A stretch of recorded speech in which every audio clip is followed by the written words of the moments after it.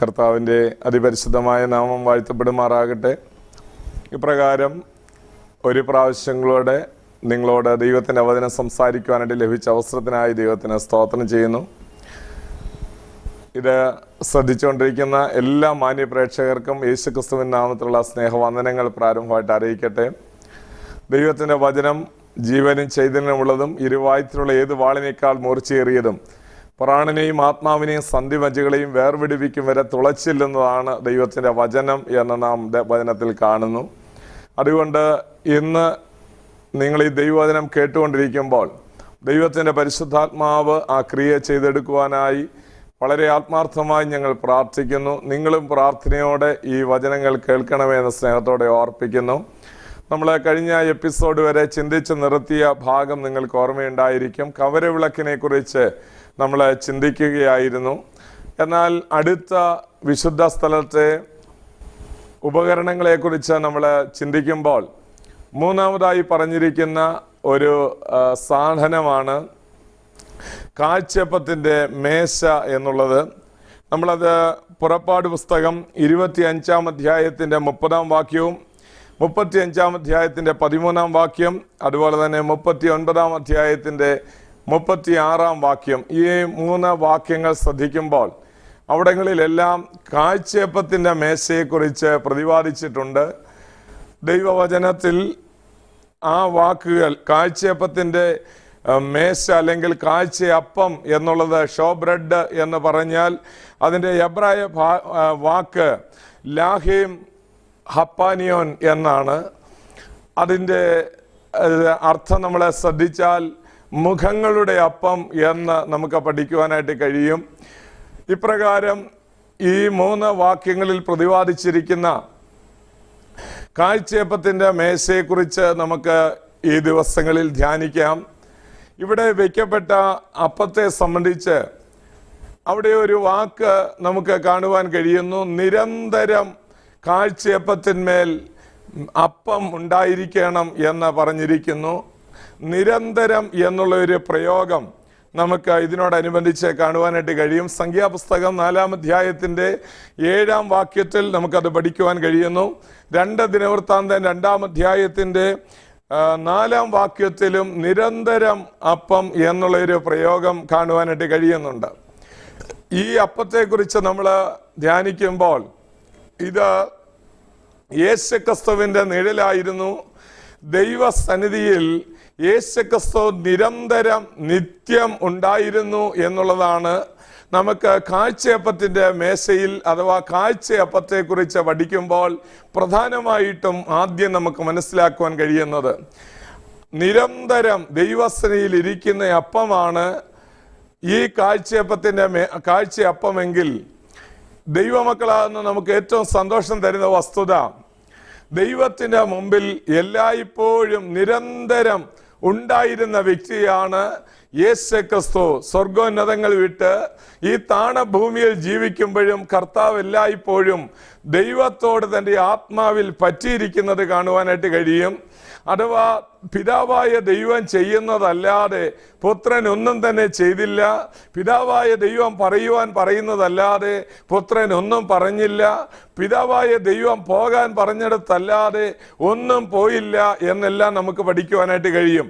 ഇതിൻ്റെ ഏറ്റവും വലിയ ഉദാഹരണമാണ് യേശുക്രിസ്തു ആദ്യമായി ഒരു അടയാളമോ അത്ഭുതമോ ചെയ്തത്. കാനാവിൽ വെച്ച് തൻ്റെ 30-ാമത്തെ വയസ്സിൽ തൻ്റെ അമ്മ പറയുമ്പോൾ പോലും അവിടുന്ന് പറയുന്നുണ്ട്, എൻ്റെ സമയം ഇതുവരെ വന്നിട്ടില്ല എന്ന് പറയുന്നുണ്ട്. അവിടെ ചുറ്റുപാട് നിന്നവർക്കോ ഒരുപക്ഷെ അമ്മയ്ക്ക് പോലുമോ എന്താണ് ഇവൻ ഈ പറയുന്നത് എന്ന് ഒരുപക്ഷെ തോന്നിപ്പോകും. എൻ്റെ സമയം ഏത് സമയമാണ്? എൻ്റെ സമയം പിതാവിൻ്റെ സമയമാണ്. ഇപ്പോൾ ഈ ദൈവവചനം കേട്ടുകൊണ്ടിരിക്കുന്ന വ്യക്തി താങ്കളോട് ദൈവത്തിൻ്റെ ആത്മാവ് പറയുന്നു, ദൈവത്തിനൊരു സമയമുണ്ട്. ആ സമയത്തിന് വേണ്ടി കാത്തിരിക്കുക. അന്ന് അത്ഭുതങ്ങൾ നടക്കും, അന്ന് അടയാളങ്ങൾ നടക്കും, അന്ന് നിങ്ങളുടെ ഭവനങ്ങളിൽ വലിയ സന്തോഷത്തിന്റെ ദിവസമായിരിക്കും. ഇപ്പോൾ ക്ലേശിക്കുന്നതും ഇപ്പോഴുള്ള ഇല്ലായ്മകളും ഇപ്പോഴുള്ള അപമാനവും എല്ലാം മാറിപ്പോകുന്ന ഒരു ദിവസം വരാൻ പോകുന്നു. അത് ദൈവത്തിന്റെ സമയമായിരിക്കും. ഞാൻ പറഞ്ഞു വന്നത്, യേശുക്രിസ്തു പറയുകയാണ്, എൻ്റെ സമയം ഇതുവരെ വന്നിട്ടില്ല, അഥവാ എൻ്റെ പിതാവിൻ്റെ സമയമാകുമ്പോൾ ഇതെല്ലാം ഭംഗിയായി നടക്കും എന്നാണ് മറിയോട് പറഞ്ഞതിൻ്റെ അർത്ഥം എന്ന് നമ്മൾ ഓർത്തിരിക്കുക. മാത്രമല്ല, നമ്മൾ കർത്താവിനെ കുറിച്ച് വായിക്കുന്നുണ്ട്. യോഹന്നാന്റെ സുവിശേഷം 7-ാം അധ്യായത്തിൻ്റെ 6-ാം വാക്യം വായിക്കുമ്പോൾ അതിൻ്റെ ആദ്യ വാക്യങ്ങളിൽ പെരുന്നാളിന് പോകുവാനായി തൻ്റെ സഹോദരന്മാർ, ശിഷ്യന്മാർ ഒക്കെ വിളിക്കുമ്പോൾ കർത്താവ് അവരോട് പറയുകയാണ്, നിങ്ങൾ പെരുന്നാളിന് പൊയ്ക്കൊള്ളുക, എൻ്റെ സമയം ആയിട്ടില്ല, അഥവാ നിങ്ങൾ പൊയ്ക്കൊള്ളുക എന്ന് പറയുകയാണ്. ഞാൻ വരുന്നില്ല എന്നാണ് ആ സമയത്ത് പറയുന്നത്. എന്നാൽ നമ്മൾ തുടർന്നുള്ള ഭാഗങ്ങൾ വായിക്കുമ്പോൾ മനസ്സിലാകും, കർത്താവ് ദേവാലയത്തിൽ പെരുന്നാളിന് ഇവരെക്കാൾ മുമ്പേ അവിടെ ചെല്ലുകയും ചെയ്തു. അവിടെ ചെന്നപ്പോൾ എന്താണ് കർത്താവ് ഇവിടെ വന്നല്ലോ എന്ന് വിചാരിച്ച് ആശ്ചര്യത്തോടെ ആ ശിഷ്യന്മാരെല്ലാവരും, സഹോദരന്മാരെല്ലാവരും അവനെ കാണുമ്പോൾ ഒരുപക്ഷെ നമ്മൾ വിചാരിക്കും കർത്താവ് പോകുന്നില്ല എന്ന് പറഞ്ഞിട്ട് പിന്നെ എന്തുകൊണ്ടാണ് പോയത്, കർത്താവ് പക്ഷേ കള്ളം പറഞ്ഞതാണോ എന്ന് ചിന്തിക്കുക. അങ്ങനെയല്ല. പിന്നെയോ, കർത്താവിനോട് അവർ ചോദിക്കുന്ന സമയത്ത് കർത്താവിന് മുകളിൽ നിന്ന് പോകാനുള്ള പെർമിഷൻ കിട്ടിയിട്ടില്ല. നമ്മളും പലപ്പോഴും എവിടെയെങ്കിലും പോകണമെന്നുണ്ടെങ്കിൽ ദൈവത്തോട് പെർമിഷൻ ചോദിച്ചിട്ടാണോ പോകുന്നത്? നിങ്ങളുടെ ഉടയവനാകുന്ന കർത്താവിനോട് ആലോചന ചോദിച്ചാണോ? അല്ലയോ ദൈവദാസ, താങ്കൾ ഓരോ ശുശ്രൂഷയ്ക്കായി കടന്നു പോകുന്നത്? മാനുഷികമായി നമ്മൾ ബുദ്ധിയുടെ തലത്തിൽ നിന്ന് ജീവിക്കുകയാണെങ്കിൽ, ജഡത്തിൽ ജീവിക്കുകയാണെങ്കിൽ നമ്മുടെ ഇഷ്ടപ്രകാരമൊക്കെ ജീവിച്ചു പോകും. അതുകൊണ്ട് ഈ ദിവസം നമുക്ക് തീരുമാനം എടുക്കാം, കർത്താവിന്റെ ഇഷ്ടത്തിനായി ഇതാ ഞാൻ നിന്റെ ദാസി, നിന്റെ വാക്കുപോലെ എനിക്ക് ഭവിക്കട്ടെ എന്ന് പറഞ്ഞ് മറിയെ ഏൽപ്പിച്ചു കൊടുത്തതുപോലെ നമുക്ക് ഈ ദിവസങ്ങളിൽ ഏൽപ്പിച്ചു കൊടുക്കാം. പിതാവിന്റെ സന്നിധിയിൽ തന്നെ തന്നെ അവൈലബിൾ ആക്കുന്ന, തന്നെ തന്നെ വിട്ടുകൊടുക്കുന്ന, തന്നെ തന്നെ ഏൽപ്പിച്ചു കൊടുക്കുന്ന യേശുവിനെ നമുക്ക് കാണുവാനായിട്ട് കഴിയും. അത് യേശുക്രിസ്തുവിന്റെ ജീവിതത്തിൽ ആദ്യ സമയം മുതൽ ഒടുക്ക സമയം വരെയും അങ്ങനെ തന്നെ ചെയ്യുന്നത് നമുക്ക് കാണുവാനായിട്ട് കഴിയും. അപ്പോൾ നിത്യം ആ അപ്പം ദേവാലയത്തിൽ ഉണ്ടായിരിക്കണം എന്ന് ദൈവം ആഗ്രഹിക്കുന്നത് കൊണ്ട് നമ്മൾ എല്ലായ്പ്പോഴും നമ്മളെക്കുറിച്ചും ദൈവത്തിൻ്റെ ആഗ്രഹം, നമ്മൾ ദൈവത്തിന് അവൈലബിൾ ആയിരിക്കുവാൻ ദൈവം നമ്മളെക്കുറിച്ച് ആഗ്രഹിക്കുന്നു. 103-ാം സങ്കീർത്തനത്തിൽ നമ്മൾ ദൂതന്മാരെ കുറിച്ചുള്ള ഒരു പ്രതിപാദനം കാണുവാൻ കഴിയുന്നുണ്ട്. ദൂതന്മാരെ കുറിച്ച് 2 കാര്യങ്ങളാണ് അവർ പറഞ്ഞിരിക്കുന്നത്. ഒന്ന്, അവര് തൻ്റെ ആജ്ഞ അനുസരിക്കുന്ന വീരന്മാരാണ്. 2, അവർ യഹോവയുടെ സന്നിധിയിൽ നിൽക്കുന്നവരായി അവൻ്റെ സർവ്വ സൈന്യവുമായുള്ളവേ എന്നാണ് പറഞ്ഞിരിക്കുന്നത്. എന്ന് പറഞ്ഞാൽ 2 കാര്യങ്ങൾ ചെയ്യുന്നു. 1, അവർ നിൽക്കുന്നു. 2, അവർ അവൻ്റെ ആജ്ഞ അനുസരിക്കുന്നു. നമ്മളും ദൈവസന്നിധിയിൽ നിൽക്കുവാൻ, ദൈവത്തിൻ്റെ സാന്നിധ്യത്തിൽ നിൽക്കുവാൻ ദൈവം നമ്മെക്കുറിച്ച് ആഗ്രഹിക്കുന്നു. അതുമാത്രമല്ല, അവൻ പറയുന്നത് അനുസരിക്കുവാൻ കർത്താവിന് നമ്മളെ കുറിച്ച് ആഗ്രഹമുണ്ട്. അതുകൊണ്ട് ഈ ദിവസങ്ങളിൽ ദൈവത്തിന്റെ ഹിതത്തിനായി, ദൈവത്തിന്റെ ഇഷ്ടത്തിനായി പരിപൂർണമായി നമുക്ക് ദൈവസന്നിധിയിൽ നമ്മളെ തന്നെ ഏൽപ്പിച്ചു കൊടുക്കാം. മൂന്നാമതായിട്ട് നമ്മൾ ഇതിൽ നിന്ന് ചിന്തിക്കുമ്പോൾ, നമ്മൾ കാഴ്ചയപ്പത്തിന്റെ മേശയെക്കുറിച്ച് ചിന്തിക്കുമ്പോൾ ഒരു കാര്യം കൂടെ ഈ ഭാഗത്ത് നിന്ന് ഓർക്കണം. അവിടെ നമ്മൾ വായിക്കുന്ന നേരിയ മാവ് കൊണ്ടുള്ള 2 ഇടങ്ങഴി വീതമുള്ള ഓരോ അപ്പങ്ങൾ 12 ഇടങ്ങഴി, 12 അപ്പങ്ങൾ കൊണ്ടുവരുവാൻ, അഥവാ 24 ഇടങ്ങഴി ആ മാവാണ് എടുക്കേണ്ടത് എന്ന് പറഞ്ഞിരിക്കുന്നു. ഇതിൽ നിന്ന് എന്താണ് നമ്മൾ മനസ്സിലാക്കേണ്ടത്? ആ മാവിനെ സംബന്ധിച്ച് പറയുമ്പോൾ അവിടെ പറഞ്ഞിരിക്കുന്നു നേരിയ മാവ് എടുക്കണം. നേരിയ മാവെടുക്കുവാൻ എന്താണ് പറയാൻ കാരണം? ഇതൊരു നിഴലായി ദൈവം കാണിക്കുകയായിരുന്നു. പൊരുളാകുന്ന യേശുക്രിസ്തു ലോകത്തിലേക്ക് വരുമ്പോൾ ഇത് നേരിയ മാവായിരിക്കും അവൻ, അഥവാ ഒരു തരി പോലും ഇല്ലാത്ത ഒരു ഗോതമ്പ് മണി നിലത്ത് വീണ് പൊടിഞ്ഞ് ചത്ത് അത് അപ്പമായി മാറുകയാണ്. നമ്മൾ യോഹന്നാന്റെ സുവിശേഷം 12-ാം അധ്യായത്തിലേക്ക് വരുമ്പോൾ അതിൻ്റെ 4-ാം വാക്യം കാണുമ്പോൾ നമുക്കത് കാണുവാൻ കാണുവാനായിട്ട് കഴിയുന്നുണ്ട്. അപ്പോൾ നമുക്കിവിടെ ശ്രദ്ധേയമായ കാര്യം, നിരന്തരം ഈ അപ്പം പൊടിഞ്ഞ് പൊടിഞ്ഞ് പൊടിഞ്ഞ് നേരിയ മാവായി മാറിയത് കൊണ്ട് മാത്രമാണ് ഈ അപ്പം മേശമേൽ വന്നിരിക്കുന്നത്.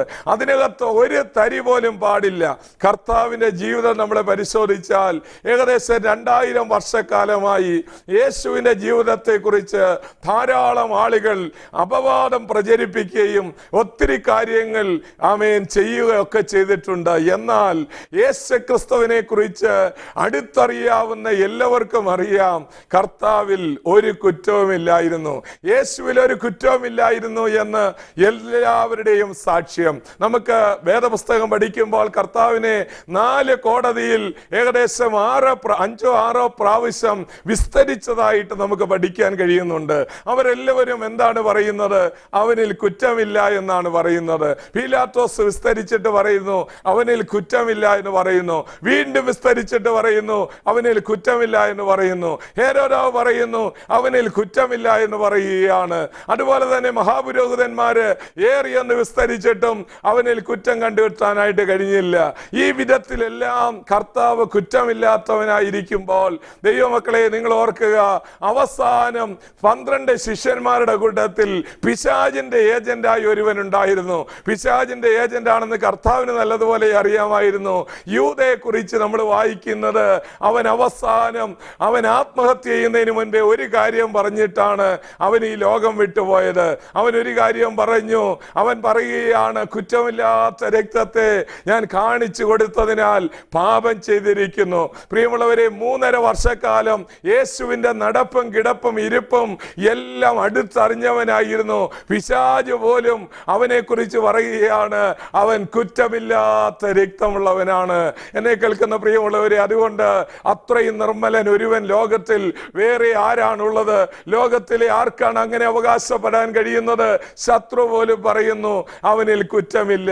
നമുക്കറിയാം, ആ കുരിശിൽ കിടക്കുമ്പോൾ കള്ളൻ പറയുന്നു അവൻ കുറ്റമില്ലാത്തവനാണ്, നമ്മളെ ന്യായമായിട്ടുള്ളത് ആണ് അനുഭവിക്കുന്നത്, ഇവനോ അരുതാത്തത് ചെയ്യാത്തവനാണ് എന്നാണ് പറഞ്ഞിരിക്കുന്നത്. മാത്രമല്ല, നമുക്ക് കാണാൻ കഴിയുന്നു കുരിശിന്റെ അടിവാരത്തിൽ ഏകദേശം 4 പടയാളികളുടെ ചുമതലയുള്ള ശതാധിപൻ, ആ റോമൻ സൈന്യാധിപൻ, നല്ല ഉയർന്ന നിലയിൽ ശമ്പളമുള്ളവനായ അവന് കുരിശിന്റെ അടിവാരത്തിൽ വന്ന് നിന്നുകൊണ്ട് പറയുന്നു ഇവനൊരു നീതിമാനായിരുന്നു, സത്യം എന്ന് പറഞ്ഞിരിക്കുന്നു. മർക്കോസ് 15-ാം അധ്യായത്തിന്റെ 25-ാം വാക്യത്തിലാണെന്ന് നമുക്ക് അവിടെ കാണാൻ കഴിയുന്നു. അവിടെ വായിക്കുന്നു അവൻ നീതിമാനായിരുന്നു, സത്യം എന്ന് പറഞ്ഞിരിക്കുന്നു. ദൈവത്തിന്റെ ജനമേ, അതുകൊണ്ട് നമ്മൾ ഓർക്കേണ്ടത് കർത്താവിൽ യാതൊരു തരിയുമില്ലായിരുന്നു, യാതൊരു പാപത്തിന്റെ കണിക പോലുമില്ലായിരുന്നു. യേശുക്രിസ്തുവിൽ 3 കാര്യങ്ങൾ പാപത്തെ സംബന്ധിച്ച് പറഞ്ഞിട്ടുണ്ട്. 1 2 കൊരിന്ത്യർ 5:21 പാപം അറിയാത്തവനെ നാം അവനിൽ നീതിയാകേണ്ടതിന് നമുക്ക് വേണ്ടി അവൻ പാപമാക്കി എന്ന് വായിക്കുന്നു. അപ്പോൾ പാപം അറിയാത്തവനായിരുന്നു അവന്. 2 ദൈവത്തിന്റെ വചനം പറയുന്നു അവനിൽ പാപമില്ല. യോഹന്നാൻ 1 യോഹന്നാൻ 3-ാം അധ്യായത്തിൽ നമ്മൾ വായിക്കുന്നത് അവനിൽ പാപമില്ല എന്നാണ്. അവനിൽ പാപമില്ല. പത്രോസ് എന്താണ് പറയുന്നത്? 1 പത്രോസ് 2:24 മുതലുള്ള വാക്യങ്ങൾ വായിക്കുമ്പോൾ അവിടെ വായിക്കുന്നു അവൻ പാപം ചെയ്തിട്ടില്ല. അപ്പോൾ നമ്മൾ ഓർക്കേണ്ടത് അവനിൽ പാപമില്ല, അവൻ പാപം അറിയാത്തവൻ, അവൻ പാപം ചെയ്തിട്ടില്ലാത്തവൻ. അവർ 3 പേരും പറയുമ്പോൾ ആരൊക്കെയാണ് ഇതെന്ന് ശ്രദ്ധിക്കുക. 1 പത്രോസ് ഒരു ശിഷ്യനായിരുന്നു, തൻ്റെ കൂടെ എല്ലാ സ്ഥലങ്ങളിലും ഏറ്റവും സ്നേഹത്തോടുകൂടെ കൊണ്ടു നടന്ന ശിഷ്യനാണ്. അവൻ പറയുന്നു കർത്താവിൽ പാപമില്ല, അവൻ പാപം ചെയ്തിട്ടില്ല എന്ന് പറയുകയാണ്. യോഹന്നാനെ ശ്രദ്ധിക്കുക. എവിടെ ചെന്നാലും മാറിൽ ചാരിയിരിക്കുന്ന, ഏത് യോഗത്തിൽ ചെന്നിരുന്നാലും യേശുവിന്റെ മാറിൽ ചാരി ഇരുന്നു കൊണ്ടിരിക്കുന്ന അവൻ പറയുന്നു അവനിൽ പാപമില്ല എന്ന് പറയുന്നു. 3-ാമതായിട്ട് പൗലോസ് അകാല പ്രജ പോലെയുള്ള ദൈവദാസനായി ഒടുക്കത്തെ അപ്പോസ്തലനായി എണ്ണുന്ന പൗലോസ് പറയുന്നു അവൻ പാപം അറിയാത്തവനാണ്, പാപം അറിയാത്തവനെയാണ് ദൈവം നമ്മളെ നീതിയാക്കി വെച്ചിരിക്കുന്നത്. മാത്രമല്ല, ഇവിടെ നമ്മൾ ശ്രദ്ധിക്കുമ്പോൾ യേശുക്രിസ്തുവിനെ മനുഷ്യരുടെ കുറിച്ചുള്ള സാക്ഷ്യം മാത്രമല്ല, ഈ നേരിയ മാവാണെന്നുള്ള സാക്ഷ്യം മനുഷ്യരുടെ സാക്ഷ്യം മാത്രം പോരല്ലോ. ലോകത്തിലുള്ള ആളുകൾ എല്ലാവരും നമ്മളെ കുറിച്ച് എന്തെല്ലാം പറഞ്ഞാലും അതിനൊന്നും വലിയ വിലയില്ല. എന്നാൽ ദൈവം എന്ത് നമ്മളെക്കുറിച്ച് പറയുന്നു എന്നുള്ളത് വലിയ വിഷയമാണ്. അതുകൊണ്ട് ദൈവമക്കൾ ഓർക്കേണ്ട ഒരു കാര്യം, ഇവിടെ ഇതാ നേരിയ മാവാണ് യേശുക്രിസ്തു എന്ന് ഞാൻ പറയുമ്പോൾ അവനിൽ പാപമില്ല, അവനിൽ ജന്മപാപമില്ലായിരുന്നു. പരിശുദ്ധാത്മാവിന്റെ ശക്തിയാലാണ് അവൻ ഈ ലോകത്തിൽ ഉടലെടുത്തത് തന്നെ. അപ്പോൾ നമ്മൾ ഓർക്കേണ്ട ഒരു വലിയ സത്യം, ദൈവം അവനെ കുറിച്ച് എന്ത് പറഞ്ഞു? 2 പ്രാവശ്യം ദൈവം അവനെ കുറിച്ച് പറഞ്ഞു, ഇവൻ എൻ്റെ പ്രിയപുത്രൻ, ഇവനിൽ ഞാൻ പ്രസാദിച്ചിരിക്കുന്നു എന്ന് പറഞ്ഞു. നമുക്ക് തിരുവചനം വായിക്കുമ്പോൾ അറിയാം, യേശുക്രിസ്തുവിന്റെ സ്നാന സമയത്താണ് ആദ്യത്തെ ഈ വാക്ക് പറഞ്ഞത്, ഇവൻ എൻ്റെ പ്രിയപുത്രൻ, ഇവനിൽ ഞാൻ പ്രസാദിച്ചിരിക്കുന്നുവെന്ന്. അവൻ പറയാൻ കാരണം 30 വർഷക്കാലത്തെ തൻ്റെ ബാല്യം മുതൽ ഉള്ള പ്രായത്തിലെ 30 വയസ്സ് വരെയുള്ള ചരിത്രങ്ങളിൽ വേദപുസ്തകത്തിൽ അധികം രേഖകളില്ല. 12-ാം വയസ്സിൽ ദേവാലയത്തിൽ ഇരുന്നും കൊണ്ട് താന് സംസാരിക്കുന്ന സമയം കഴിഞ്ഞാൽ ഒരു രേഖയും ദൈവവചനത്തിലില്ല. എന്നാൽ യേശുക്രിസ്തു എന്ന തന്റെ സ്വന്തം പുത്രനെ ദൈവം നോക്കിക്കൊണ്ടിരിക്കുകയായിരുന്നു. അവന്റെ നടപ്പും അവന്റെ വാക്കും അവന്റെ കിടപ്പും അവന്റെ സംസാരവും എല്ലാം നോക്കിക്കൊണ്ടിരുന്ന പിതാവായ ദൈവം സ്നാനമേറ്റ് കയറുന്ന അരുമ ശിഷ്യനെ കുറിച്ച് പറയുകയാണ്, ഇവൻ എൻ്റെ പ്രിയപുത്രൻ, ഇവനിൽ ഞാൻ പ്രസാദിച്ചിരിക്കുന്നു. ദൈവമക്കളെ, അവന്റെ മേലാണ് പ്രാവെന്ന പോലെ ആത്മാവ് ഇറങ്ങി വരുവാനിടയായി തീർന്നത്. നമുക്ക് നമ്മളെ തന്നെ വെടിപ്പാക്കി ശോധന ചെയ്യാം. കർത്താവിന്റെ സന്നിധിയിൽ നമ്മൾ എങ്ങനെയുള്ളവരാണ്? ഇവൻ എൻ്റെ പ്രിയപുത്രൻ എന്ന് നമ്മളെ കുറിച്ച് ദൈവം സാക്ഷ്യം പറഞ്ഞാൽ നമ്മുടെ മേൽ അവിടുത്തെ ആത്മാവ് പകരുവാനിടയായി തീരും. പ്രാവെന്ന രൂപേണ പരിശുദ്ധാത്മാവിന്റെ മേൽ വന്നതായിട്ട് നമുക്ക് വായിക്കാൻ കഴിയുന്നു. രണ്ടാമതായിട്ട് നമ്മൾ ഓർക്കേണ്ടത്, ഒരാഴ്ച പിന്നിട്ട് 3.5 വർഷം കഴിഞ്ഞ് ഒരാഴ്ച മാത്രം ക്രൂശിലേക്ക് പോകാനുള്ള സന്ദർഭത്തിലും പിതാവായ ദൈവം ഇതേ കാര്യങ്ങൾ ആവർത്തിക്കുന്നുണ്ട്. എന്നാൽ അവിടെ വായിക്കുമ്പോൾ ഒരു വ്യത്യാസമുണ്ട്. ഒന്ന്, ആദ്യം പറഞ്ഞു ഇവനിൽ ഞാൻ പ്രസാദിച്ചിരിക്കുന്നു. രണ്ടാമതായിട്ട് നമുക്ക് കാണാൻ കഴിയുന്നത്, പിതാവായ ദൈവം അവനെ കുറിച്ച് പറയുകയാണ്, ഇവനിൽ ഞാൻ പ്രസാദിച്ചിരിക്കുന്നു, ഇവനെ ചെവികൊടുപ്പീൻ എന്നാണ് പറഞ്ഞിരിക്കുന്നത്. ഇവന് ചെവി കൊടുപ്പീൻ എന്ന് പറഞ്ഞിരിക്കുന്നു. ശിഷ്യന്മാരുണ്ട്, താഴ്വരയിലോട്ട് വരുമ്പോൾ എല്ലാവരോടും അവരൊരു പക്ഷെ വിളിച്ച് പറഞ്ഞു കാണും, ഇവൻ ദൈവത്തിന്റെ പുത്രനാണ്, ഇവന് ചെവി കൊടുക്കേണ്ടതായിട്ടിരിക്കുന്നു. എന്നെ കേൾക്കുന്ന പ്രിയമുള്ളവരെ, അവൻ നേരിയ മാവാണെന്ന് പറയുമ്പോൾ നമ്മൾ ആരും ഒരു കാര്യം മറന്നു പോകരുത്. യേശുക്രിസ്തുവിനെ പിതാവായ ദൈവം സാക്ഷ്യം പറഞ്ഞിരിക്കുന്നു, അവനിൽ യാതൊരു കുറ്റവുമില്ല, അവനിൽ യാതൊരു ഊനവുമില്ല, അവൻ നേരിയ മാവാണെന്ന് പറഞ്ഞിരിക്കുന്നു. നമ്മുടെയൊക്കെ ജീവിതം നമുക്ക് പരിശോധിക്കാം. ദൈവത്തിന്റെ സന്നിധിയിൽ നമ്മൾ വരുമ്പോൾ നമ്മൾ നല്ലവരായി ദൈവസന്നിധിയിൽ ദൈവം നമ്മളെ കുറിച്ച് എന്ത് പറയുന്നു എന്നുള്ളതാണ് വിഷയം. നമ്മൾ ഇയ്യോബിന്റെ കാര്യം എടുക്കുമ്പോൾ, സാത്താൻ ചെന്ന് അവകാശം പറയുമ്പോൾ ഇയ്യോബിനെ കുറിച്ച് നമ്മൾ വായിക്കുന്നത്, അവന് ഇയ്യോബിനെ പോലെ നിഷ്കളങ്കനും നേരുള്ളവനും ദോഷം വിട്ടകലുന്നവനും ദൈവഭക്തനും വേറെ ആരുമില്ല എന്ന് ദൈവം തന്നെ സാക്ഷ്യം പറയുകയാണ്. അപ്പോൾ ദൈവത്തിന്റെ സാക്ഷ്യമാണ് ഏറ്റവും പ്രധാനപ്പെട്ട സാക്ഷ്യം. അതുകൊണ്ട് മേശമേൽ വെക്കപ്പെട്ടിരിക്കുന്ന ഈ അപ്പത്തിൽ നേരിയ മാവാണ് എന്ന് പറയുമ്പോൾ അവന് യേശുക്രിസ്തുവിന്റെ ദൈവത്വത്തിന്റെ ഏറ്റവും വലിയ പ്രത്യേകതയായി വിശുദ്ധനായ കർത്താവിനെ നമുക്ക് പഠിക്കുവാനായിട്ട് കഴിയും. ലോകത്തിൽ എത്രയോ മതങ്ങളുണ്ട്, എന്നാൽ അതിൽ നിന്നെല്ലാം വ്യത്യസ്തമാക്കുന്നത് യേശുക്രിസ്തുവിനെ അതിനകത്ത് നിന്ന് മാറ്റി നിർത്തിയാൽ ക്രിസ്തീയ മാർഗമില്ല. കാരണം അതൊരു മാർഗമാണ്, അതൊരു മതമല്ല. അതുകൊണ്ട് എന്നെ കേട്ടുകൊണ്ടിരിക്കുന്ന പ്രിയമുള്ളവരെ, നിങ്ങളുടെ ജീവിതം ദൈവത്തിന് പ്രസാദകരമായി മാറുവാൻ നിങ്ങൾ നിരന്തരം ദൈവത്തോട് പ്രാർത്ഥിക്കുക. ദൈവമേ, മറ്റുള്ളവരുടെ കുറ്റങ്ങൾ കണ്ടുപിടിച്ച് പറയാനിടയാകാതെ ദൈവസന്നിധിയിൽ ഞാൻ ഇരിക്കുന്നു നിൽക്കുന്നു എന്നുള്ള നല്ല ബോധ്യത്തിൽ ജീവിക്കുവാൻ എന്നെ സഹായിക്കണമേ. നമുക്ക് ദൈവത്തോടെ പ്രാർത്ഥിക്കാം. ഈ നാളുകളിൽ ദൈവത്തിന്റെ ആത്മാവ് നമ്മളെ സഹായിക്കും. അല്ലയോ സഹോദര, ദൈവവേല ചെയ്തുകൊണ്ടിരിക്കുന്ന സഹോദരി, ദൈവത്തിന്റെ ആത്മാവ് നിങ്ങളോട് പറയുന്നു, ദൈവത്തിന് നിങ്ങളെ കുറിച്ചൊരു പദ്ധതിയുണ്ട്. നേരിയ മാവായി മാറുവാൻ ദൈവം നമ്മളെ കുറിച്ച് ആഗ്രഹിക്കുന്നു. അതുകൊണ്ട് കാപട്യമില്ലാതെ യാതൊരു ലോകത്തിന്റെ കളങ്കം പറ്റാതെ നമ്മെ തന്നെ സൂക്ഷിക്കുവാൻ ദൈവത്തിന്റെ ആത്മാവ് ഇന്ന് പകൽക്കാലം ആലോചന പറയുന്നു. ദൈവത്തിന്റെ പരിശുദ്ധാത്മാവ് നമ്മോട് ആലോചന പറയുന്നു. ദൈവത്തിന്റെ പരിശുദ്ധാത്മാവ് നമുക്ക് സഹായത്തിനായി വരുന്നു. യേശുക്രിസ്തുവിന്റെ ജീവിതം നേരിയ മാവ് പോലെ ഇരുന്നതുപോലെ കാഴ്ചപ്പത്തിന്മേൽ നമുക്ക് നേരിയ മാവുകളായി മാറാം. അതിന് ദൈവത്തിന്റെ ആത്മാവ് നിങ്ങളെ ഓരോരുത്തരെ സഹായിക്കട്ടെ എന്ന് പ്രാർത്ഥിക്കുന്നു. ഈ ഇത്രയും സമയം നിങ്ങൾ ദൈവവചനം കേട്ടുകൊണ്ടിരുന്നതിൽ നിങ്ങളോടുള്ള നന്ദി അറിയിച്ചുകൊണ്ട് ഞാൻ എൻ്റെ വാക്കിൽ നിന്ന് വിരമിക്കുന്നു.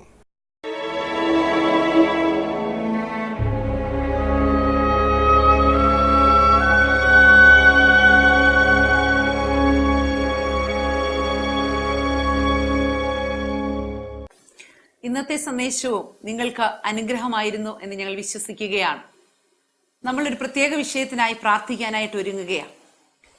കാഴ്ചയപ്പം മേശമേൽ അടുക്കി വെച്ചിരിക്കുന്നത് പോലെ, നിരന്തരം ദൈവസന്നിധിയിൽ അത് ഇരിക്കുന്നത് പോലെ, വിളക്ക് നിരന്തരം കത്തിക്കൊണ്ടിരിക്കുന്നത് പോലെ, ഈ ദിവസങ്ങളിൽ നമുക്ക് ദൈവത്തിന് വേണ്ടി, ദൈവിക ശുശ്രൂഷകൾക്ക് വേണ്ടി അവൈലബിൾ ആക്കി കൊടുക്കാം.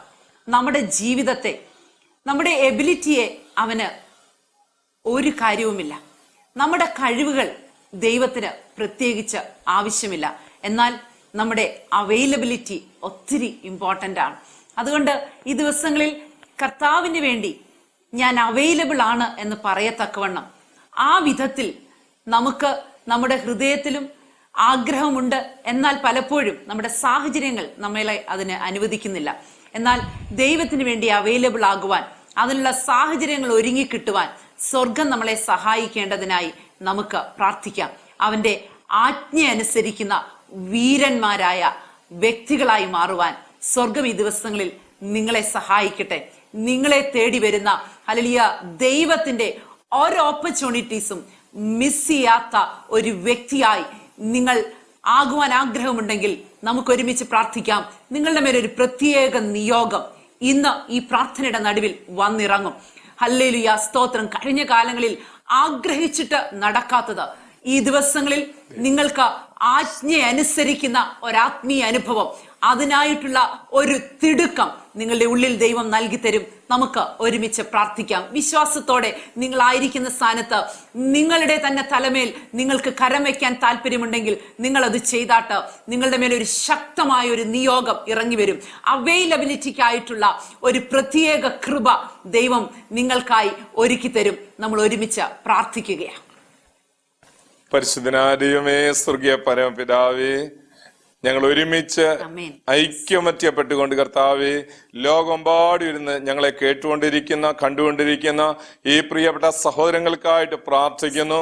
അവർ കർത്താവിനാൽ ഉപയോഗിക്കപ്പെടണമെന്ന് വളരെ ആഗ്രഹമുള്ള ആമേൻ ഓരോ മക്കൾക്കായിട്ട് പ്രാർത്ഥിക്കുന്നു. കർത്താവേ, നിന്റെ ആത്മാവ് അവരെ ഇന്ന് പകൽക്കാലം ഒരു പുതിയ അഭിഷേകം, പലരും കർത്താവ് ഇപ്പോൾ തലയിൽ അവരവരുടെ തലയിൽ അവരവർ കൈവച്ചുകൊണ്ടിരിക്കുന്നു. അങ്ങയുടെ ആമേൻ വലങ്കൈ, ഉന്നതമായ വലങ്കൈ, അത്യുന്നതന്റെ വലങ്കരം ഇപ്പോൾ ആമേൻ അവിടേക്ക് നീട്ടിവെക്കും എന്നുള്ളതിനായി സ്തോത്രം. അങ്ങയുടെ നാമത്തിൽ കർത്താവേ, അവർ അവൈലബിൾ ആയിരിക്കുവാൻ ആമേൻ നിരന്തരം ആ മേശമേൽ അപ്പം ഇരുന്നത് പോലെ നിന്റെ മുമ്പിലിരിക്കുന്ന, നിനക്ക് അവൈലബിൾ ആകുന്ന, എപ്പോൾ വേണമെങ്കിലും നിനക്ക് എടുത്ത് ഉപയോഗിക്കാൻ കഴിയുന്ന നിലയിലേക്ക് നീ അവരെ നടത്തുമെന്നുള്ളതിനായി സ്തോത്രം. എല്ലാ നാമത്തിലും മേലായ നാമത്തിൽ ആമേൻ ഞങ്ങള് ഹല്ലേലൂയ അവരെ അനുഗ്രഹിച്ച് പ്രാർത്ഥിക്കുന്നു. താവേ, പ്രാർത്ഥന കേട്ടതിനായി സ്തോത്രം.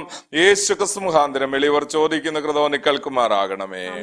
മാത്രമല്ല, ദൈവം ചിലരെ മിനുക്കി അമ്പാക്കി തന്റെ പൂണിയിൽ മറയ്ക്കുന്ന ആത്മീയ അനുഭവം ഉണ്ടാകും. അവന്റെ കൈയുടെ നിഴലിൽ, അവന്റെ കയ്യെത്താവുന്ന ദൂരത്ത് ദൈവം നിങ്ങളെ ഈ ദിവസങ്ങളിൽ ആക്കി തീർക്കും. ഹല്ലേലൂയ. മിനുക്കലിനായി നമുക്ക് നമ്മളെ തന്നെ ഏൽപ്പിച്ചു കൊടുക്കാം. സ്വർഗം സഹായിക്കട്ടെ.